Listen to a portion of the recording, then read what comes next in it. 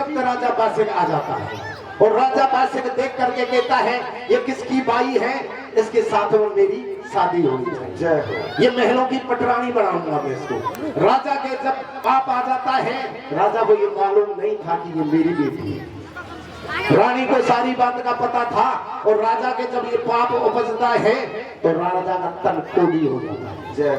इधर राजा कोड़ी हो जाता है, सभी ब्राह्मण लोगों को बुलाते हैं और पूछते हैं ऐसी कौन सी करनी बन गई जिससे मेरा तन कोड़ी हो गया। ब्राह्मण लोग नहीं बताते हैं, महाराज ये पंचों की बात नहीं है। रानी राजा से कहती है, तो क्या कहती है, क्या कहती है, अरे जरा मैं किसी को तो नहीं देता, नहीं दे दर्दी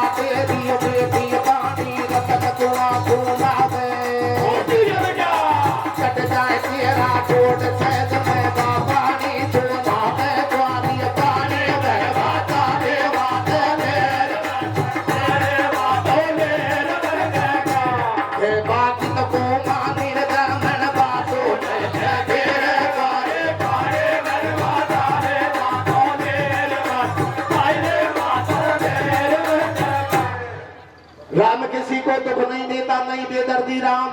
अरे दुनिया ही दुख पावे, पंचों कर खोटा काम।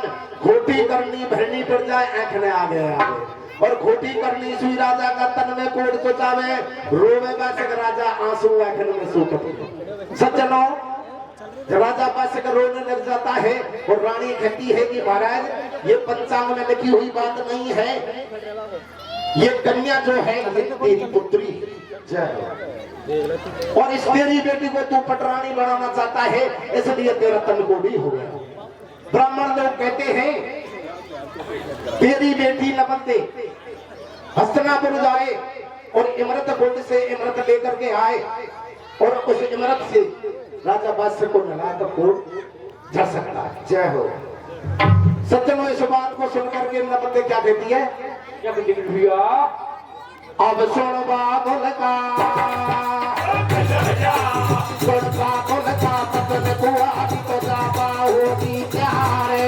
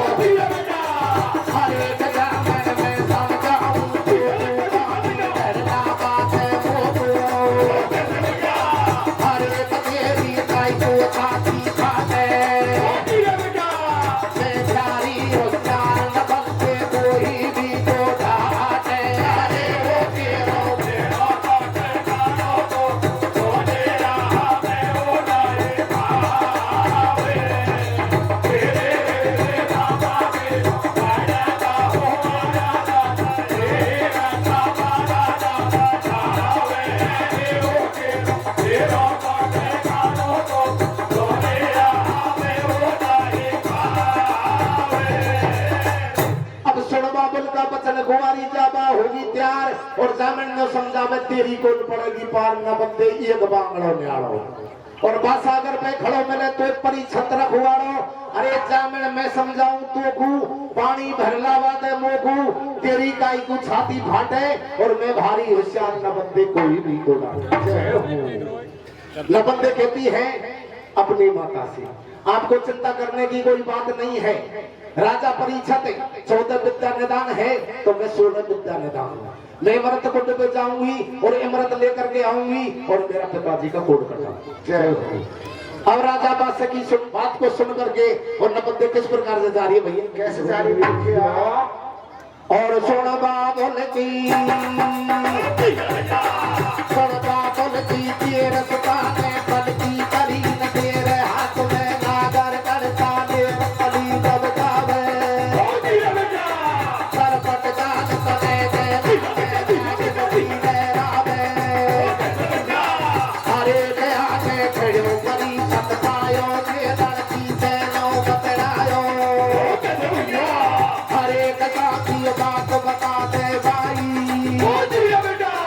किस राजा की सुकुमारी तू किसा घाट पे आई अरे बच्चों को बात बताऊं भात धोती हो गो मेरो बाप अरे मैं तो बात कभी की जाई घोट पका का काटू के तू आई अरे बड़े को चक्कर में रखवालो मैं तो तेरो ही घर वालो अरे तेरी मोचू बड़ी सगाई तो को देर नाटकों का सकतार घरों अन्यायी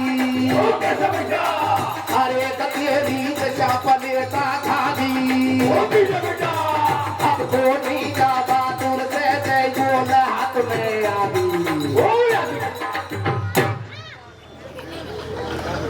सुन बाबुल की तेरे सुताने पल की करी न तेरे हाथ में गागर गड़सा ले चली जमता में और सरपट चाल चली गेला में नागिन सीधे जय हो आगे खड़ो परीक्षित पायो अरे जे लड़की से न्यो बतलायो साची बात बता दे बाई किस राजा की सुकुमारी तो किसा घाट पे आई नपद्य कहती है महाराज मेरा पिताजी कोड़ी हो गया मुझे इमरत चाहिए राजा परीक्षित मना कर देता है मैं नागवंश को कोई इमरत नहीं दूंगा नपद्य हट पड़ जाती है और जब हट पड़ जाती है तो राजा परीक्षित कहते हैं इमरत दे दूंगा लेकिन एक शर्त है तेरा पिताजी ने मेरे साथ में सगाई करी और सगाई करके झूठ बोल दिया बनने की डोरी पटवा दी जय हो तेरे पिताजी ने झूठ बोली है इसलिए तेरी शादी मेरे साथ में होगी तो मुझे ये वचन दे करके जा तो कैसे दे ये वचन कैसे दे अरे तू मेरो भरतार बने गो कन्या सोगन खादी रे कैसे तू मेरो भरतार बने गो कन्या सोगन खादी रे भरगी तीन बदन पर नागलोक में आ गई रे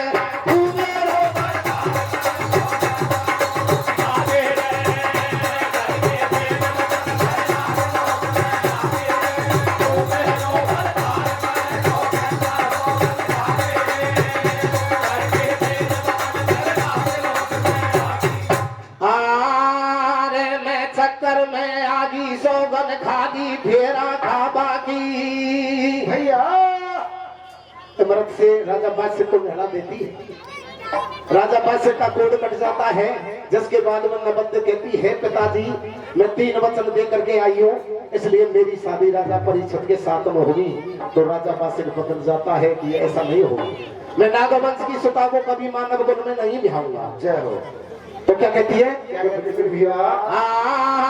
मैं चक्कर में आगी सोगन खादी फेरा खाबा की चोरी हट बढ़ की गो माने मम्मी बाबा की मैं चक्कर में आगी सोगन खादी फेरा खाबा की चोरी हट बढ़ की गो माने मम्मी बाबा की मैं चक्कर में आगी सोगन खादी फेरा खाबा की चोरी हट बढ़ की पिताजी मेरी शादी होगी तो राजा परिषद के साथ में होगी अन्यथा मैं नहीं करूंगी या तो राजी से शादी कर दे और नहीं भाग जाऊंगा जय हो तो राजा बादशाह समझाते हैं उनकी मां समझाती है कैसे समझा रही है कैसे समझा आरे रे रे बोला बेटी को समझावे रे बागे तो माते कैसे भैया अरे जाबे अरे ओ तेरा क्या बालो बाला बालो ओ राजा के ओ राहे पावे रे रे रे बालो ना दे को समाचार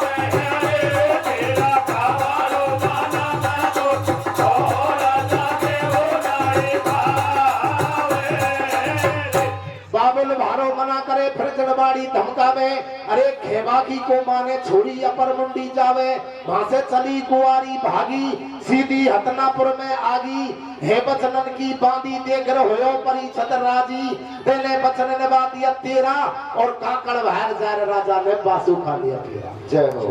सज्जनों, राजा बासे को मना कर देता है, नबन दे चली जाती है, हतनापुर पहुंच जाती है, हतनापुर में जाकर के और राजा परिषद के साथ में शादी कर लेती है। अब राजा परिषद ने शादी करने के बाद में इधर राजा बादशाह को पता लगता है, राजा बादशाह के गुस्सा में भर जाता है, और गुस्सा में भर करके राजा बादशाह के दो पुत्र थे, एक पुत्र का नाम था भूरीनाग और दूसरा पुत्र का नाम था दक्षनाग। जय हो। भूरीनाग से कहते हैं तुझे हतनापुर जाना पड़ेगा और राजा परिषद को डसना पड़ेगा। जय हो।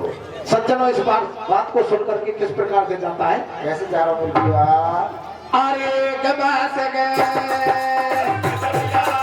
अरे गबास के सागर उसमें जायो गाने पूरी नाग चलायो,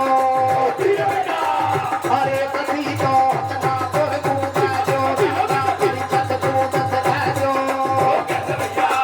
अरे कहो गो सब नगरी में हतना दानों का मंगना में सत्ता,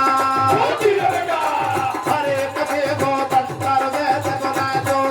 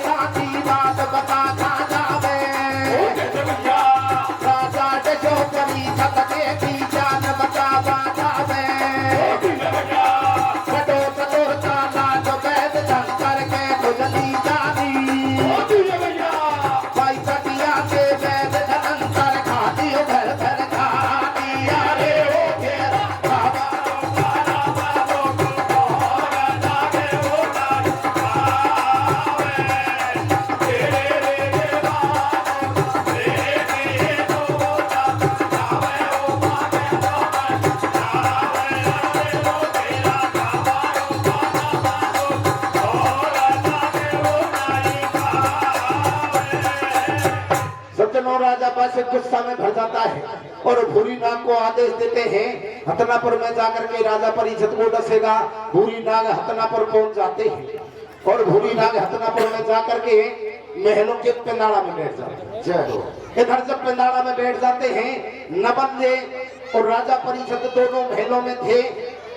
नबंदे जब भोजन बनाती है और भोजन बना करके चूल का पानी होता है, उस कोड़ा को उस पिंडारा में ढड़का। जय हो।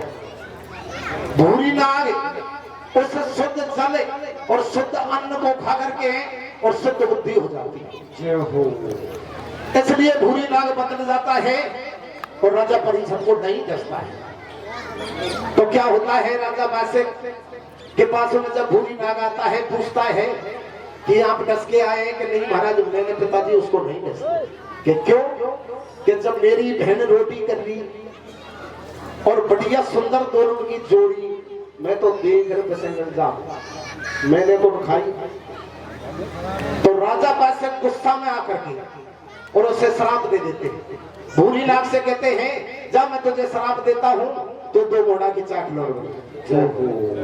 सज्जनों, एक वंश की भूरी पुत्र की चाकलुंड बन गई। अब एक पुत्र रह गया ताक।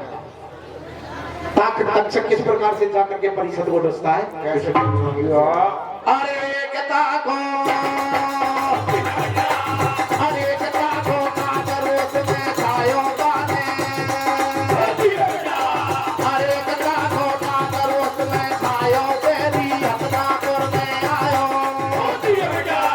अरे कता कई छत छत छायो वो सब नगरी में हत्ता, अरे चारों काम मना पे संता देवो तंतर वेद बुलाजो, अरे जब राजा तू गुप्ती बाजो भागो वेद धनम कर आयो साधो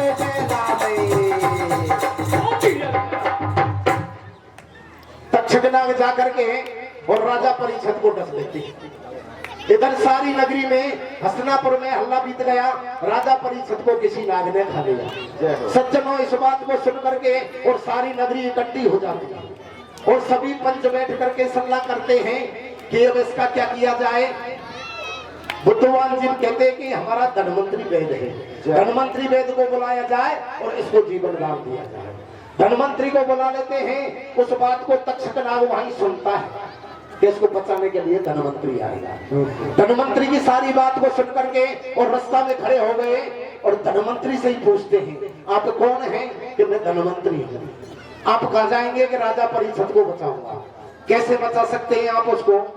कि जहां नाग कोई पुरुष को अगर डस देता है, कोई इंसान को नाग डस देता है और उस पर मेरी दृष्टि फिर जाती है, मैं उसको मरने नहीं देता हूँ। और अगर ऐसी जगह डस दिया जहां मेरी दृष्टि नहीं पहुंचेगी तो वो मेरे से नहीं बचेगा। सज्जनों, चतुर्था तक्षक नाग आगे निकल जाता है धनवंतरी से और सुंदर वेद बन जाता है और सुंदर वेद बन के रास्ते में आड़ा गिर जाता है। और जब धनवंतरी जाता है तो उस वेद को देख करके उठे, जय हो। वेद को उठा करके आगे चलते हैं और धनवंतरी की पीठ में खुजली चलती है।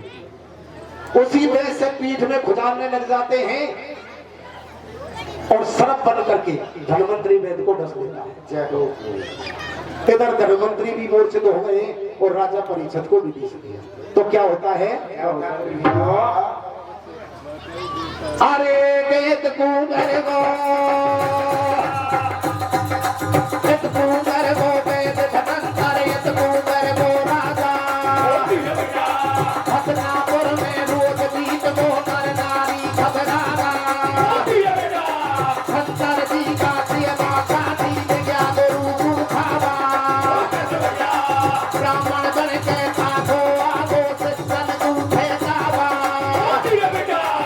अरे कदम तू शर्म के साथो आगे, ये कोई ऐसा कर्म करे बाकर धमोक में जावे। ये कोई ऐसा कर्म करे के नरक लोक में जावे।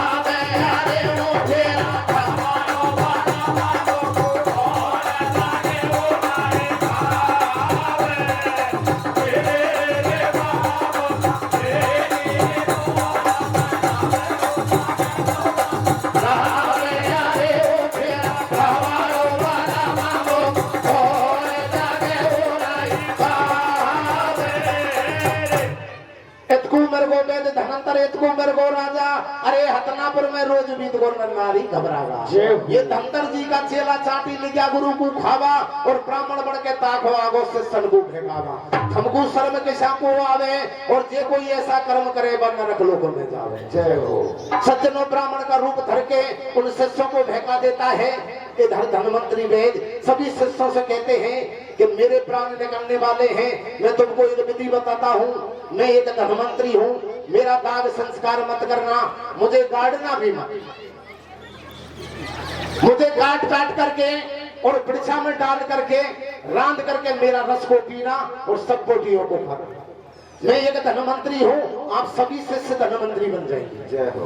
इस बात को सुन करके तुरंत गंगा जी की तीर पे जा करके और वृक्षा छड़ा देते हैं। तक्षक को पता लग जाता है अगर इनने ये रस पी लिया तो ये सारे धनवंतरी हो जाएंगे और हमारी नागवंश की कोई उपाय नहीं चलेगा। ब्राह्मण का रूप धर के गंगा पर पहुंच जाते हैं और गंगा पर जाकर के कहते हैं कि तुम कितने नरकी आदमी हो, कैसा मार्ग बता दिया। अरे गुरु को रांध करके कोई नहीं खाता संसार में, गुरु की सेवा करते हैं और तुमको ऐसा पथ बताया है, तुम सारे शिष्य नरक में जाकर के पड़ो। विचार करते हैं ये बात सत्य है यार, ये ब्राह्मण देव सही कह रहे हैं। उस प्रसा को उस गंगा जल में ढोका देते। जय हो। गंगा जी में जब प्रसा को ढोका देते हैं, इधर राजा परिषद की लाश को गंगा जी में बगा देते हैं। गंगा जी में जब लाश बहती हुई जा रही थी उस वक्त नबन ने प्रतिज्ञा करती है, मेरा पति जब तक मुझे दिखाई देगा मैं इस तीर तीर जाऊंगी और जहां ये लोप हो जाएगा मैं उसी जगह सती हो जाऊंगी। मैं गंगा में डूब करके मेरे प्राणों को त्याग दूंगी। सज्जनों, क्या होता है आगे? क्या होता है भैया?